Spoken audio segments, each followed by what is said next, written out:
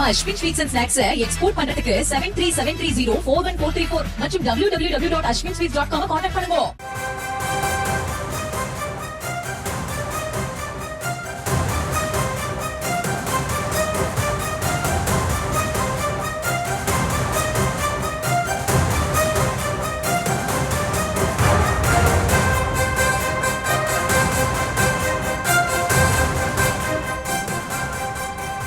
காங்கிரஸ் தலைவர் மல்லிகார்ஜுன கார்கே அடுத்த வாரத்தில் சென்னைக்கு வர இருப்பதாக தகவல் கிடைக்கப்பெற்றிருக்கிறது. அந்த அண்மை செய்தியை பார்த்து வருகிறோம்.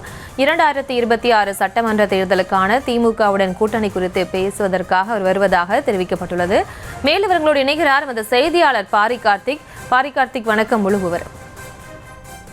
வணக்கம். 2026 சட்டமன்ற தேர்தலுக்கான பணிகளை தமிழ்நாட்டில் ஒவ்வொரு கட்சியிலும் துவங்கியிருக்கும் நிலையில் திமுக அதனுடைய தோழமை கட்சியாக காங்கிரசுடனான முதற்கட்ட பேச்சுவார்த்தை அடுத்த வாரம் நடைபெறும் எதிர்பார்க்கப்படுகிறது. காங்கிரஸ் கட்சியினுடைய தலைவர் மல்லிகார்ஜுன கார்கே அடுத்த வாரம் சென்னை வர இருக்கிறார். சென்னை முதலமைச்சரை சந்தித்தும் பேச இருக்கிறார். அப்போது முதற்கட்டமாக கூட்டணி இடங்கள் குறித்து பேசுவார்கள் என்று எதிர்பார்க்கப்படுகிறது. 2021 சட்டமன்ற தேர்தலை பொறுத்த வரைக்கும் 25 இடங்களை காங்கிரஸ் பெற்றது. 25 இடங்களை பெற்று அதில் 18 இடங்கள் வெற்றி பெற்றன. தொடர்ச்சியாக 2024 நாடாளுமன்ற தேர்தலை பொறுத்த வரைக்கும் புதுவை உட்பட 10 தொகுதிகளை காங்கிரஸ் கூட்டணியில் பெற்று அந்த 10 இடங்களிலுமே காங்கிரஸ் வெற்றி பெற்றது.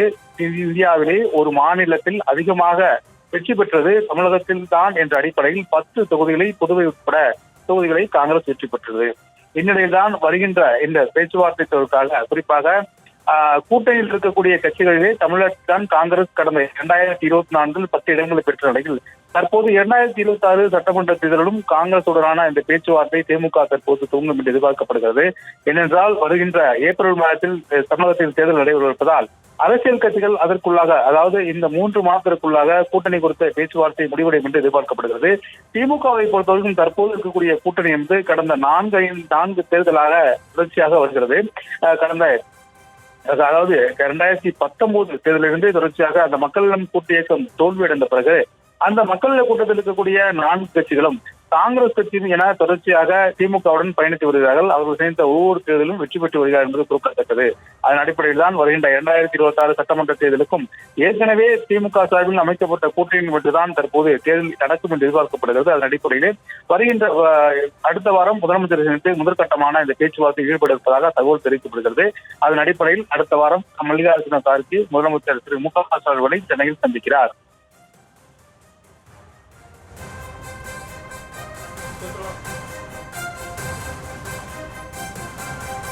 விவரங்களுக்கு நன்றி பாரி கார்த்திக். நம்ம Ashwin sweets and snacks export பண்றதுக்கு 7373041434 மற்றும் www.ashwinsweets.com கான்டாக்ட் பண்ணுங்க.